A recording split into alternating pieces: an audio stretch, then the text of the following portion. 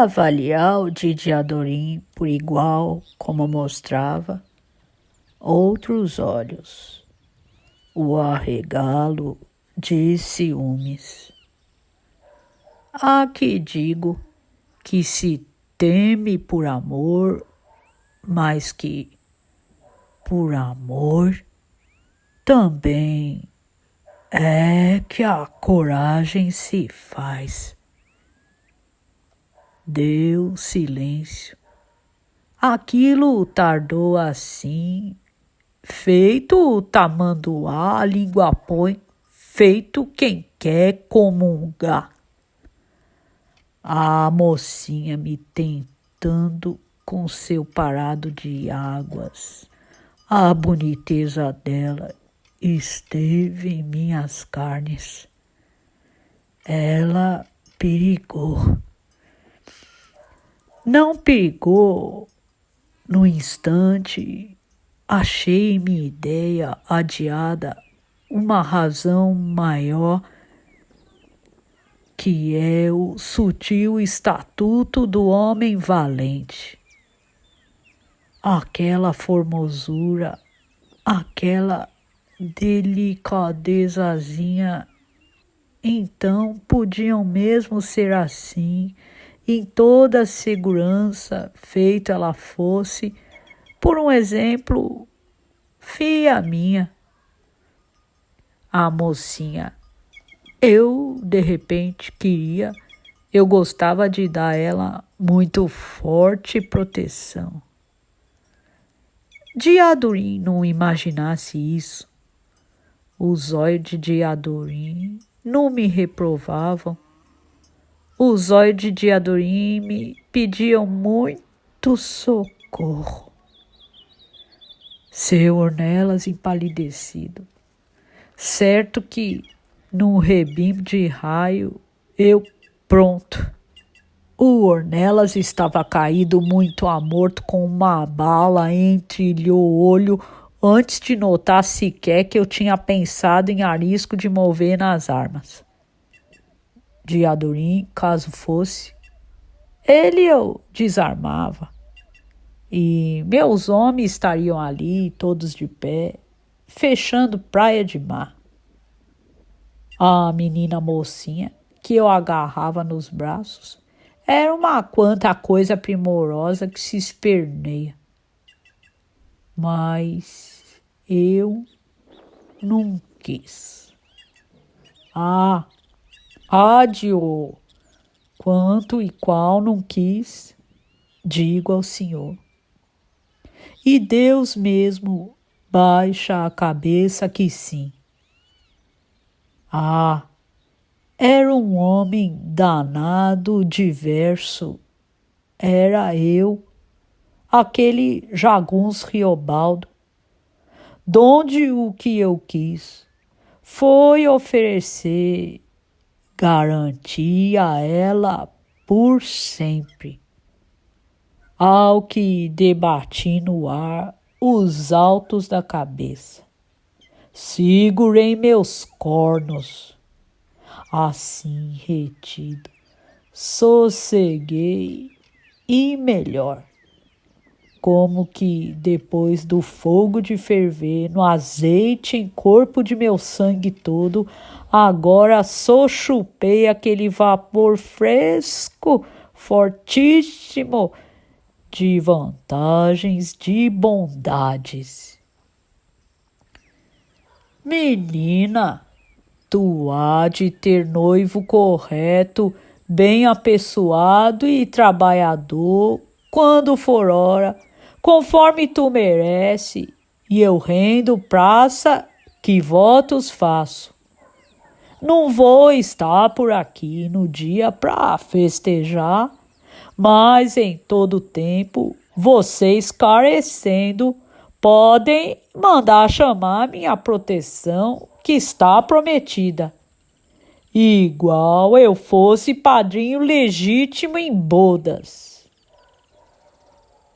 Alto estive atrás do que falei.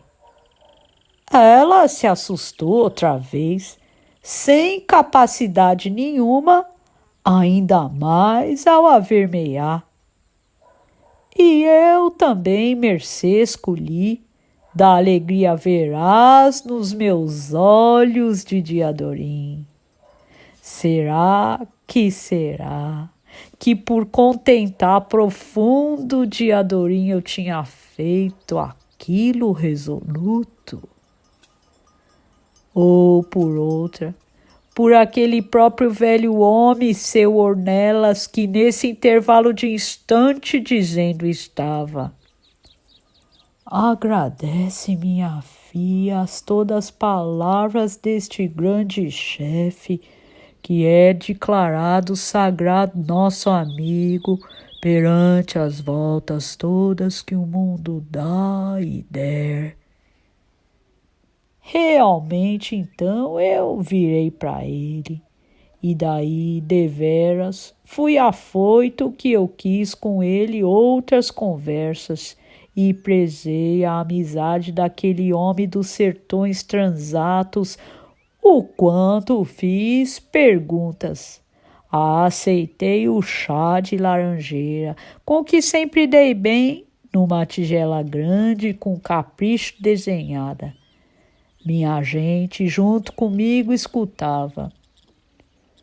O senhor tem noção de quem Zé Bebelo é? Eu indaguei uma hora por me confirmar. Zé Bebelo pode ser, não digo, mas figuro que esse nome nunca ouvi, não, meu senhor. Foi o que ele respondeu. Ao que isso era um fato possível? Ele não sabia de Zé Bebelo, nem do Ricardão, nem do Hermógenes. Ele não sabia nem a preposição. Mas, então, tudo naquela parte dos Gerais era ilusão de haver e não se saber. O mundo ali tinha de ser de se recomeçar. Sou de pouca política, me desfiz de ser. Ele externou. O chefe próprio dele, ele não citou, feito seu ignorasse o qual era. Célebre esse também, e que o senhor pode ter conhecido igualmente, pois era um que viajava a miúde até no Rio de Janeiro, se bem que, famanado homem de cabras em armamentos na política de jagunçagem. Aquele sequinho e espigadinho, vestido cidadão, com mãozinhas pequenas, pezinhos, e do ar sempre assustado constantemente. Dele sozinho, o que se diz umas 200 mortes. Conheceu o senhor? No barranco do São Francisco, o coronel Rotílio Manduca, em sua fazenda Baluarte. Agora, paz. Mas aí eu perguntei a respeito daquele seu Abão, só mais para variação de conversa, mudando o propósito. Em resposta, assim ouvi. Esse vem a ser até parente de minha mulher e longe meu aparentado, desde mais de uns 10 anos que cortamos conhecimento. E como eu atalhei o assunto por convinhava nas boas normas, pois a lembrança do inimigo deixa qualquer homem agastado, e seu Ornelas relatou a gente diversos casos. E o que em mente guardei, por esquipático mesmo no simples, foi o seguinte: conforme vou reproduzir para o Senhor.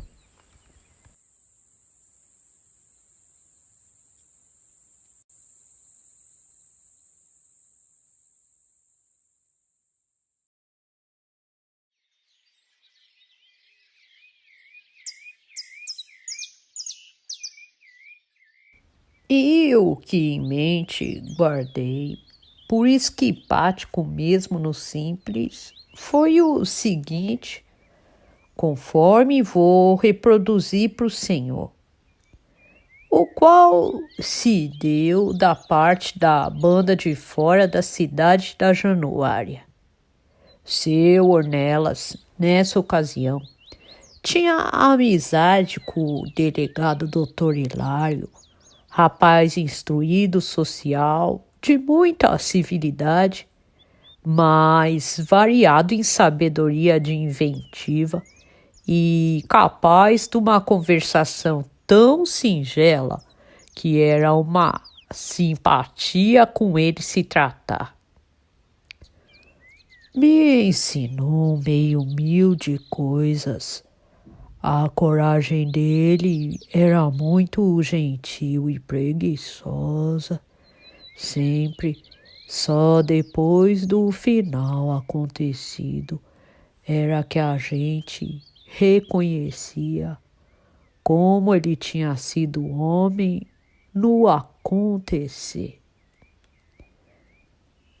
Ao que, numa tarde, seu Ornelas, segundo seu contar, proseava nas entradas da cidade em roda com o doutor Hilário, mais outros 2 ou 3 senhores, e o soldado ordenança que a paisana estava. De repente veio vindo um homem, viajou, um capial a pé, sem assinalamento nenhum, e que tinha um pau comprido no ombro, com um saco quase vazio pendurado da ponta do pau. Semelhasse que esse homem devia de estar chegando da Queimada Grande ou da Sambaíba. Nele não se via fama de crime nem vontade de proezas, sendo que mesmo a misériazinha dele era trivial no bem composta. Seu Ornelas departia pouco em descrições. Aí, pois, apareceu aquele homem zen com o saco mal cheio estabelecido na ponta do pau do ombro e se aproximou para os da roda, suplicou informação. Ou qual é que é aqui, mó que pergunte por obséquio o senhor doutor delegado? Ele extorquiu, mas antes que um outro desse resposta, o doutor Hilário mesmo indicou um Aduarte Antoniano que estava lá. O sujeito mau, agarrado na ganância e falado de ser muito traiçoeiro. O doutor é este, amigo. O doutor Hilário, para se rir, falsificou. Apre, ei. E nisso já o homem, com insensata rapidez, desempecilhou o pau do saco e desceu o dito na cabeça do Aduarte Antoniano, que nem fizesse questão de alejar ou matar. Atrapalhada, o homenzinho logo sochegado preso, e o Aduarte Antoniano socorrido com um melô e sangue num quebrado na cabeça, mas sem a gravidade maior.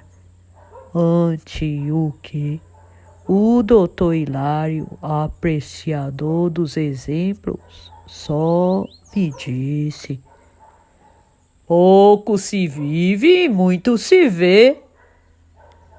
Reperguntei qual era o mote. Um outro pode ser a gente, mas a gente não pode ser um outro, nem convém.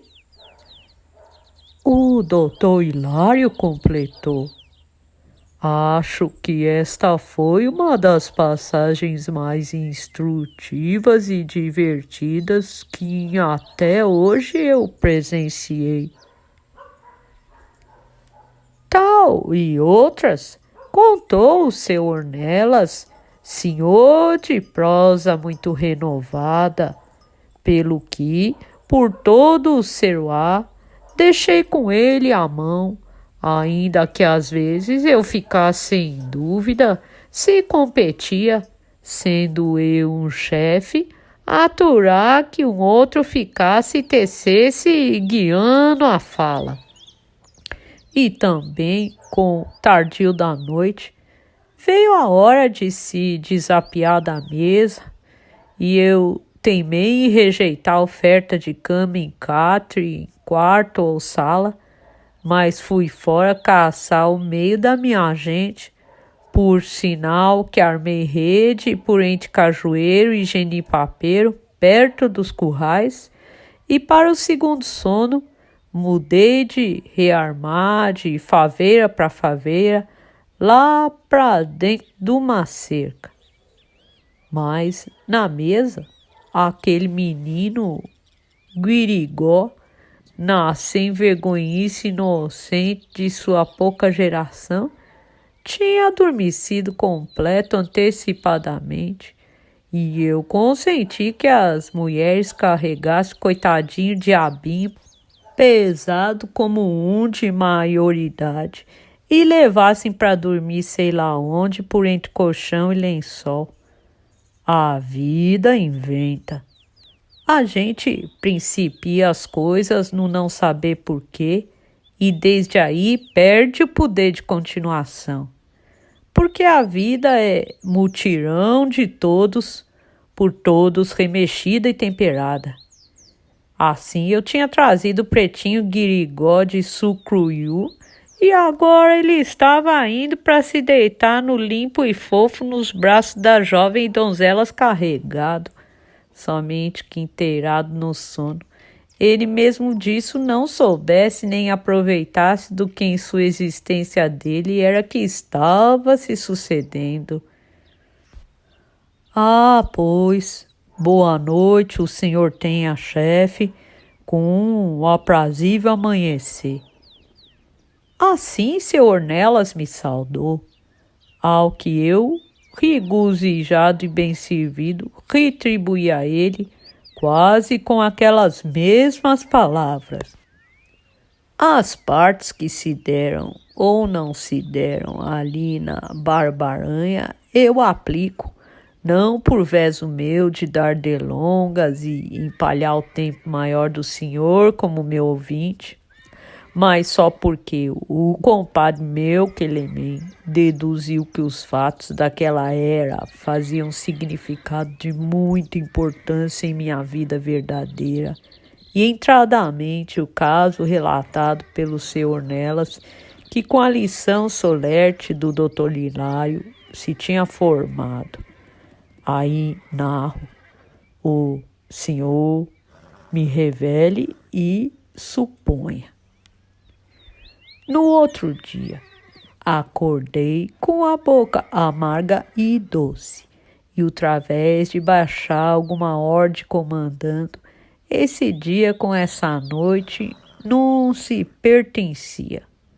Achamos de recrutagem os cavalos que pudemos, o que foram os 10, os burros e mulas também contados. O seu Ornelas honrava os atos, além do que quis que eu falhasse para a festa com meu povo, mas achei mais sobressaído ir mesmo embora exato. Semeei para trás de mim o bom ensejo, para poder ser de vir a colher mais para diante. Outros assim, tão bons e melhores. Sincero dito, a gente agradeceu, subindo todos em celas e a limpo seguimos. Amanhã ainda com diversas claridades. Seu Ornelas externou as despedidas com o xototó de foguetes, conforme se lembrou de mandar começar a soltação, cujos por bem uma meia dúzia. O pessoal deu vivas, gloriando o mastro com a bandeira do santo. Ao que, pelo mais, puxei em frente, pondo meu cavalo com espora, rédea e pernas, deciso. Rompemos umas 2 léguas em estradas de muita areia, mas eu já estava agastado. O que nesta vida muda com mais presteza é lufo de Noruega, caminhos de anta em setembro e outubro e negócios dos sentimentos da gente. Assim, de repente, eu achei que a conversa com aquele seu Ornelas tinha me rebaixado. Aos poucos, eu tivesse perdido a vigiação de minha alçada no acaso da presença dele debaixo daqueles telhados. A opinião das outras pessoas vai se escorrendo delas, sorrateira, e se mescla aos tantos, mesmo sem a gente saber, com a maneira da ideia da gente. Se sério, então, tinha de apertar os dentes, dread em amoco, opor seus olhos. Cuspi pra diante. Alguma instância das outras pessoas pegava na gente assim, feito doença com retardo. Apartado de todos, era a norma que me servia no sutil e no trivial. A culpa minha maior era meu costume de curiosidades de coração. Isso de estimar os outros muito ligeiro, defeito esse que me entorpecia. O tanto que daí e depois essas pessoas andavam em minha desilusão. De repente, todos estavam endoidecendo. Do agravo, como ia em pensar, achei asperezas até na goela, e o cuspe não cabia em minha boca, salgado como um suador de cangaia. Aí então estou lembrado, vendo como viu a Laripe de mim a curta distância, e que, em tudo comedido, guardava o balanceio brando no coxim da cela de vaqueiro de gado tangedor. Chamei para ele e vi.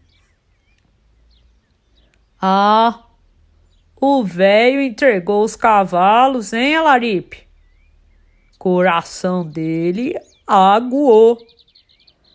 Blasonei. Deu por paz. Alaripe, ei? Essa paz não te enjoa? É? Deveras? A uns é o que sucede. Mas a paz não é boa? Então, como é que ela enjoa assim mesmo? Natureza da gente mal completada. Tudo tu vê, Alaripe. Eu acho que o enjoo da paz será também algum outro medo de guerra.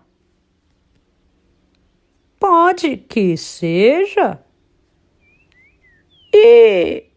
Mas só o medo da guerra é que vira valentia. Mal bem, não entendo, meu chefe, mas deve de ser. Pois não é? Só quando se tem rio fundo ou cava de buraco é que a gente por riba põe ponte. Assaz essas coisas eu inventava em fala para ter meus eixos, meus aços. A boca do boi quer sal, o sal do barro vermelho. Eu estava chamando umas bizarrias. Força dessa minha maneira, eu estava pelo calor de tudo. E a gente ia indo aquela comprida cavaiada. Um ribeirão raso e estreito se passou, nem bem 6 braças. Riacho desses que os que vão morrer chamam de Rio Jordão. Todo mundo passou, portanto, diante de mim, eu esbarrado em pé, isto é, a cavalo. A virar o ar, viemos, em caminho não se descansou um dia. Agora eram os brejos da beira do Paracatu, mas eu tinha conseguido encher em mim causas enormes. Dispor do ror daquilo eu não conciliava conforme perseguia custoso vermelho meu. Somente quis, nem podia dizer aos outros o que queria. Somente então uns versos dei que se puxaram os meus seguintes. Eide as armas, fechei trato nas veredas com o cão. Eide amor em seus destinos, conforme o sim pelo não. Em tempo de vaquejada, todo gado é barbatão. Deu doideira na boiada, soltaram o rei do sertão. Travessia dos Gerais, tudo com armas na mão. O sertão é a sombra minha e o rei dele é capitão. Arte que cantei e todas as cachaças. Depois os outros a fanfa entoaram, mesmo sem me entender, só por basófias, mas rogando no estatuto daquela letra e retornando meu rompante, cantavam melhor cantando. De todos, menos vide Adorim, ele era o em silêncios. Aude, que triste! E como eu ia poder levar em altos aquela tristeza? Aí eu quis, feito a correnteza. Daí não quis, não, de repentemente. Desde que eu era o chefe, assim eu via de Adorim de mim mais apartado. Quieto, muito quieto, é que a gente chama o amor. Como inquieto, as coisas chamam a gente.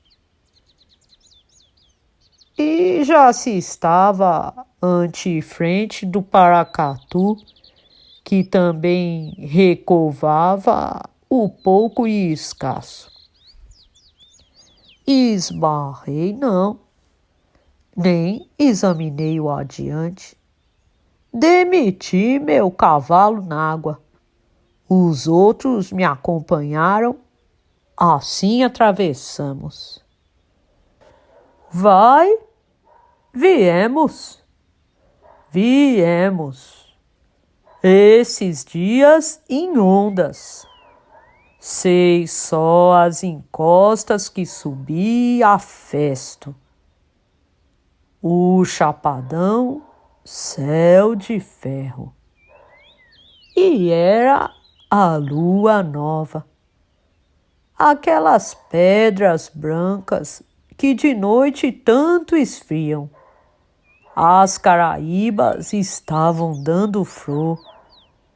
Por ponto de meu corpo, mediam enrolados longos ventos. Aí se viu, em seus coros, um vaqueiro pessoalmente. A esse perfis. Amigo, ô amigo, aqui é aqui? Ao que ele confirmou. Aqui o senhor, meu senhor, os senhores estão nos andares do rio Urucuia. Aos campos, sentei que estava. Estrela gosta de brilhar, é por cima do chapadão.